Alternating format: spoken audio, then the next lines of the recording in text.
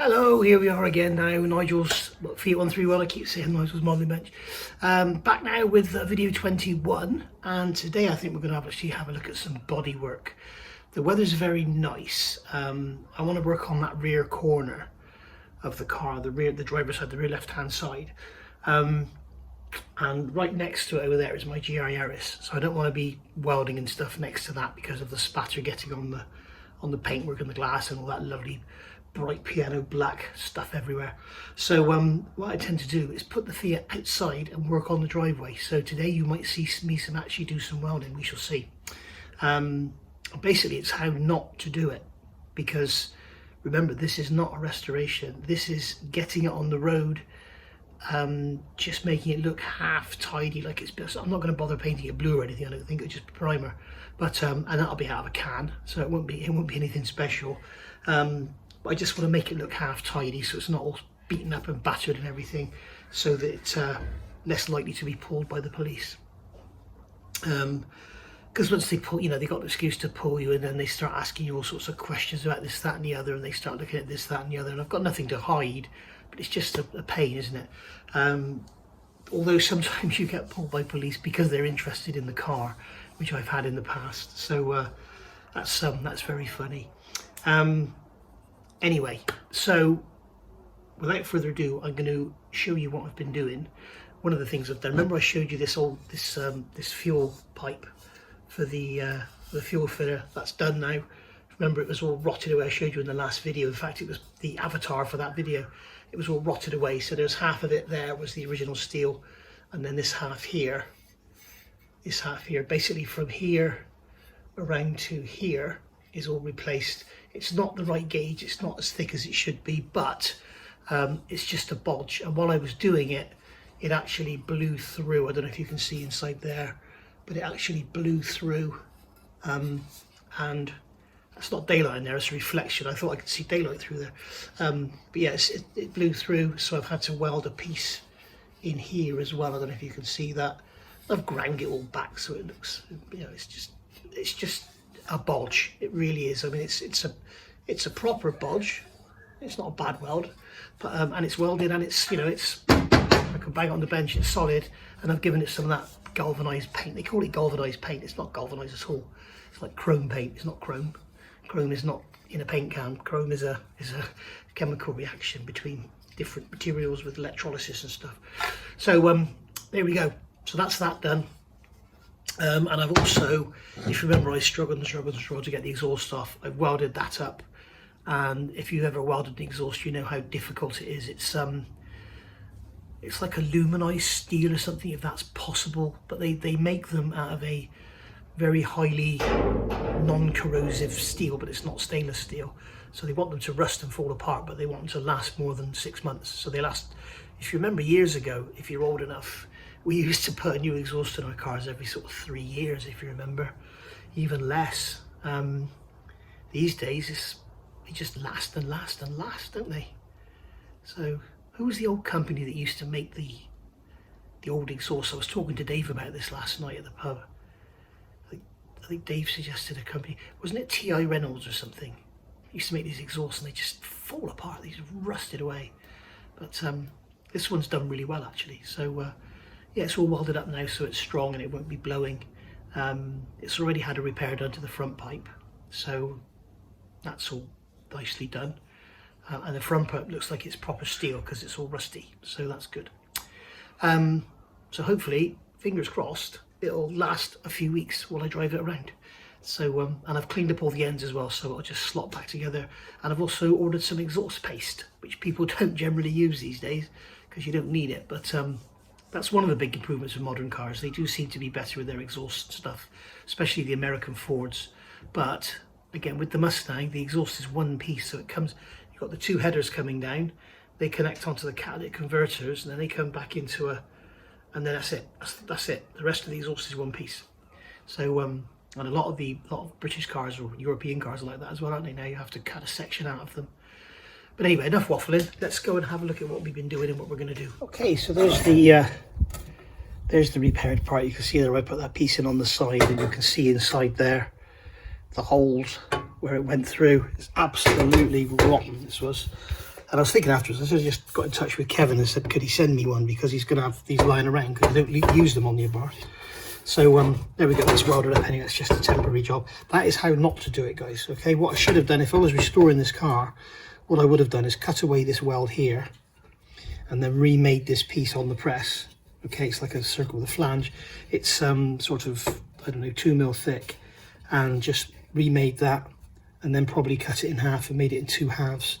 And then, you know, because you can't slide it over the pipe because you've got these here, and you can't slide it over the front of the pipe because obviously the front is larger than the back. So you'd have to make it in 2 halves, or just split it and then weld it back together. But you can see it's on there. It's got the holes drilled in the correct positions. So there we go. That's it, job done. Is that a hole there? No, it's just a bit of porosity. So there you go. You can see how rusty it was. God blimey, look at it, rotten. Anyway, and then over here, it's Jess's Dottie's food and Dottie's water. And over here you can see underneath the Land Rover, there's the exhaust all welded up. So happy with that. All right, so here we are outside, and this is my beautiful little Artec welding equipment. You can see the sticker there on the side. Luckily they're a local company, they're absolutely brilliant, and I've had this a few years now, and I've been really impressed with it. I've had a Clark welder, I didn't like that at all.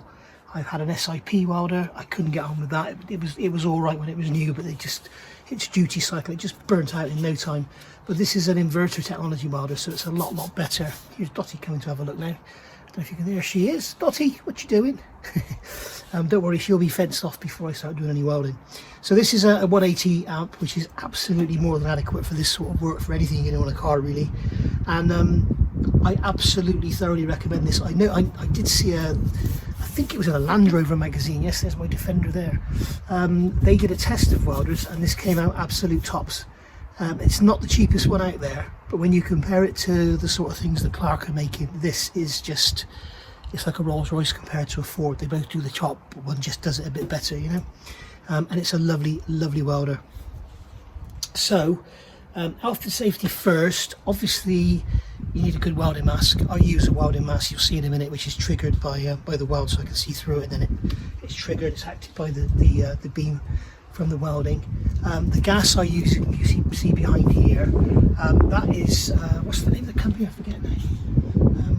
SGS, that's right, SGS gas. It's the same name as the people that make the cheap engine stands and stuff, and I get that from a local automotive factors, and you don't pay any rent. You just pay a deposit for the bottle, which is like under 100 quid or whatever, and then you take the bottle back, and they take that bottle back and they give you another one filled with gas, and you just pay for the gas. So that's how it goes, and then after 20 years, whatever you want to give up, you just give it back. So if you look at this, I mean, for instance, I probably haven't used this welding equipment other than yesterday.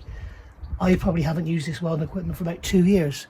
Now, I used to be with I can't remember the name of them now, Air Supplies or something, I think they were called, and I think I was paying something like £47 a year rental on the bottle. So that would have been maybe 100 quid I've just wasted when I haven't been using it. So that's worth going for. So yeah, that's a 5% argon in CO2. You can just use CO2, but I find you get a much cleaner weld using Air Products. That's the name of the company. Air Products call it Cougar, and it's basically CO2 and argon. So that's a much better gas to go for. Make sure you've got twin gauges when you get your gauges, because you want to be able to see what you've got left in your bottle, which is this one, and then this one is showing me what sort of pressure I've got, and then I've got a valve here which I can adjust the pressure to. So yeah, once everything's all connected up, we switch on. You can hear that little blast of gas there. It purges itself. It just shows the quality of the machine. If you just connect it up and start welding, for the first second or so, you will get no gas. So you'll get a horrible weld. If you have no gas and you don't have a gasless wire, the weld is horrible. So here's the torch. This is the welded torch that comes with a big screw-on fitting. You can see it's not one of these cheap ones where it just comes out. So if you need to take the torch off or get a new torch, you can. I think that's called a Euro fitting. And then basically always make sure the wire on the end is clean. You don't want to start welding with a ball of steel on the end, because that's like trying to use a massive welding rod rather than just a piece of .8 wire. So This is just the standard torch that comes with it. You can see it's got a ball socket on the back end there, so it's great for not fraying cables and stuff, and it's performed admirably. I've done a hell of a lot of work with this and I absolutely love it to bits. It's brilliant. The other thing is, if you're able to, something I do is keep it in the house. Keep your welder in the house, and then you won't get the issues with corrosion and stuff. If you leave it out in the garage and it gets damp, your wire will start to corrode and it's all sorts of trouble with your wires sticking in the torch. I'm going to go and shut Dottie up. Now, I'm going to go and shut her up a minute. Hang on, okay, where was I? Just had a delivery as well. So for those that watch my YouTube channel, Nigel's Modeling Bench, I've just had a delivery for the next lot of the 1.6 scale Mustang. So if you're following that one, look out for those videos. So yeah, always make sure you've got a clean wire. I have a little pair of cutters here. Where are they? Here they are. So I can always cut the end clean should I need to. Having said all this, okay, obviously health and safety is important. Always wear gauntlets. Don't weld with bare hands. You don't want the rays from this going on your skin and everything. It's not good for you. And always obviously use a mask. Sometimes you will see, even me, you'll see it all the time, because you've got to hold something, you just basically hold it in place and shut your eyes, turn your head away, whatever. That's fine when you're tacking, but not when you're welding. So you can see the car's here, but this is the wrong side of the car. We need to be over there, so I'm going to move the camera and go from there.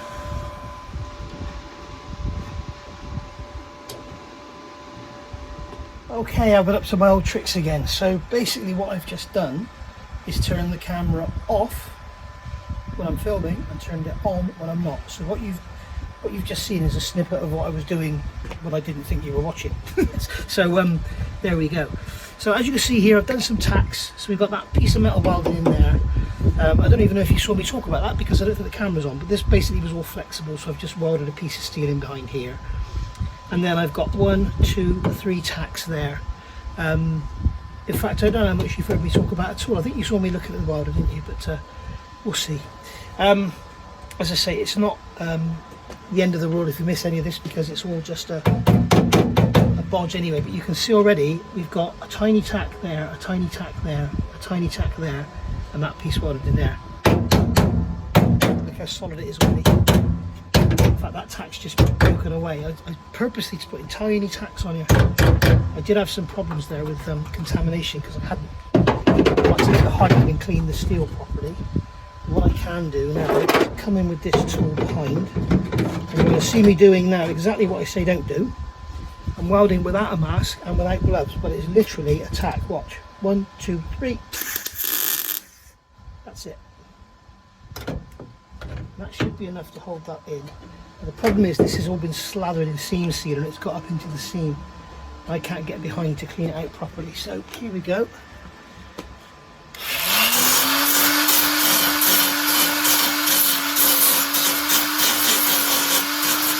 Okay, so that's going to be good enough. What I am going to do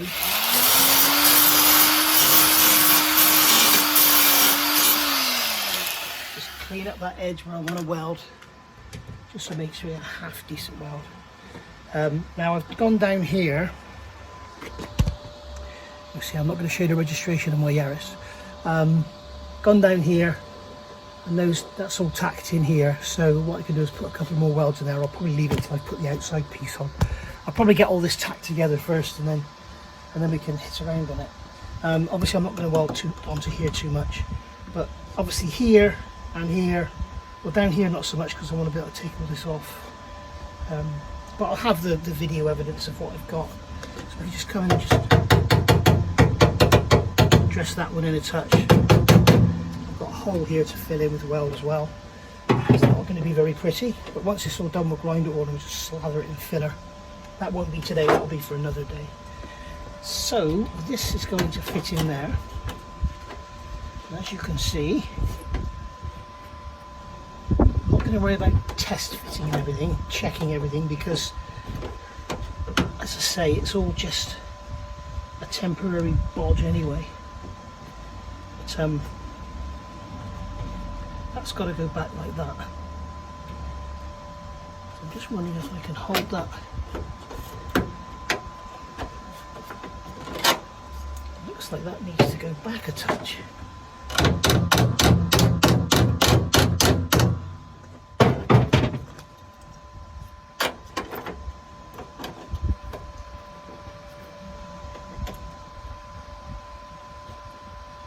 yeah, I'm going to have to properly clamp this in place because it's just all springing away as soon as I let it go. Back in a bit anyway. So I've realised it was this piece here that I welded in that was holding it out. So basically, oh, the other thing I noticed, I've moved the welder now. It's over here. Where is it? So you can't quite see it. It's over here. There it is. I've done that because I realised that I had the welder right next to the phone, and all you could hear was from the fan. So there we are. That tack's broken away from there again. Never mind. So what I'm going to do is clamp this in place somehow and get it welded in. Alright, so you can see here this piece is clamped in place now. We've got some big gaps, that's okay, that's absolutely fine. Got no problem welding gaps as long as you can see what you're doing. So what I'm going to do is turn the wire speed up a touch because we've got some gaps to fill. That's where I've been beating it all about. What we're going to do is initially just tack it in place and then get the clamps off, and so we can check that it's all in the right place. I can check how the light fits and all that. So let's get on with it.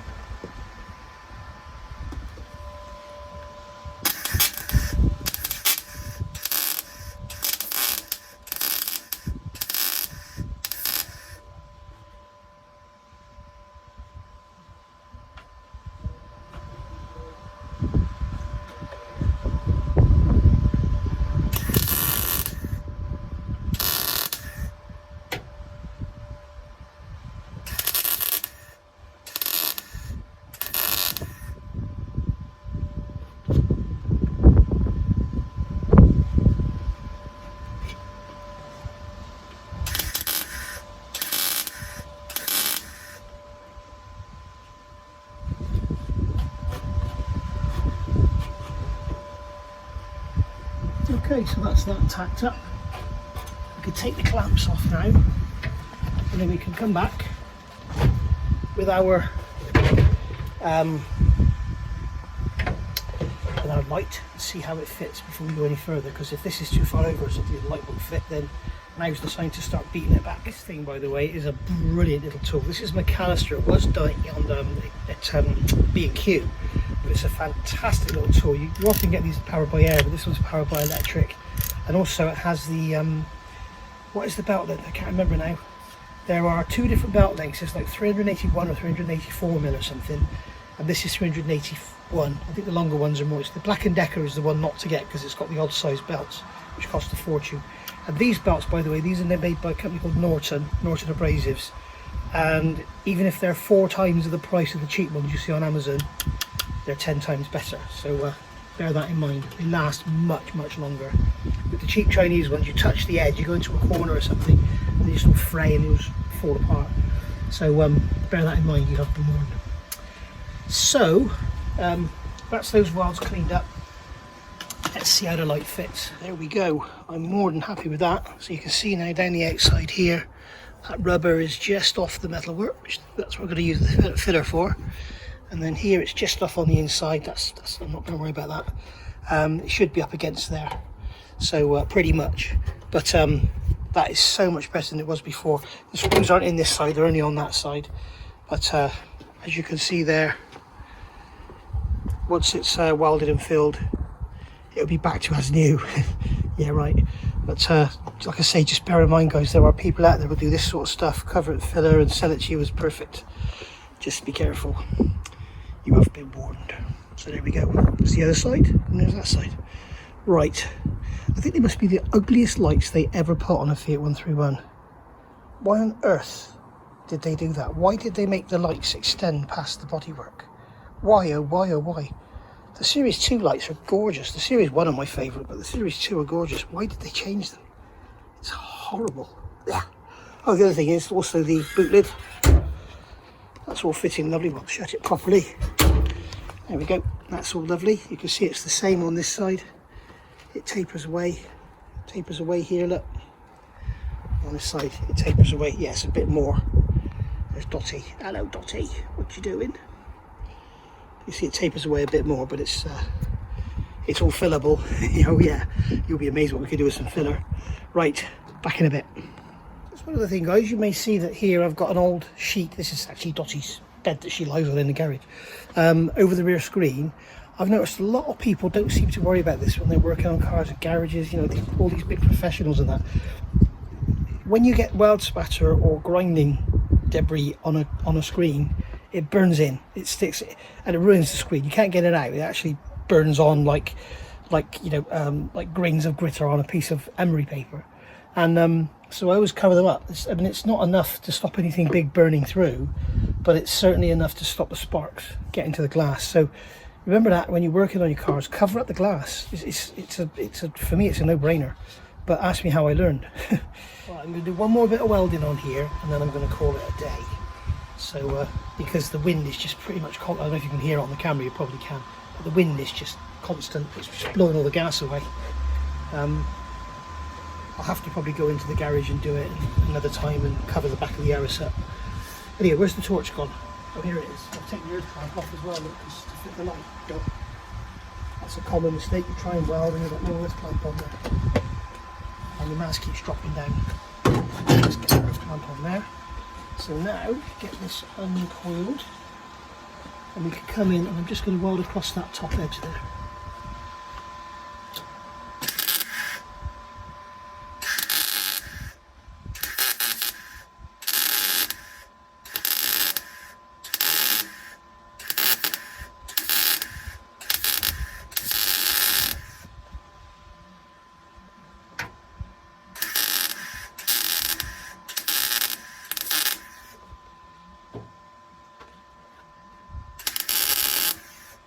I tell you what, guys, you're not going to see me doing much for welding on camera because it's an absolute and utter pain.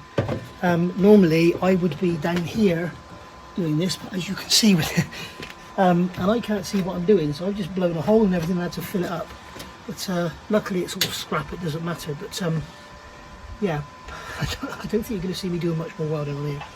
I'm just going to put a quick tack in there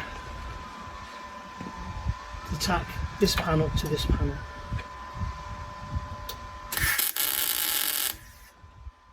There we go. Okay, so there we are. Right, I'm going to say goodbye, and I'm going to finish getting this welded another time, and I'm not going to film it because it's a pain. There's a lot more interesting things to watch, I can assure you. So like the news. So I'm going to say goodbye. What I am going to do on the end of this video, if you remember, I did something different where I went up to Sweet Lamb and filmed those cars. I didn't actually give you a chance to listen. So what I'm going to do, I'm going to put the snippets up again where Paolo's coming up and down the hill, so you can listen to it there. But also I'm going to show the film where I was looking at Hetherington's Alitalia car as well, Adrian Hetherington. And you'll hear in the background, you'll hear Paolo going up the hill behind you. So have a listen. See you later, guys. Thank you for watching. Bye for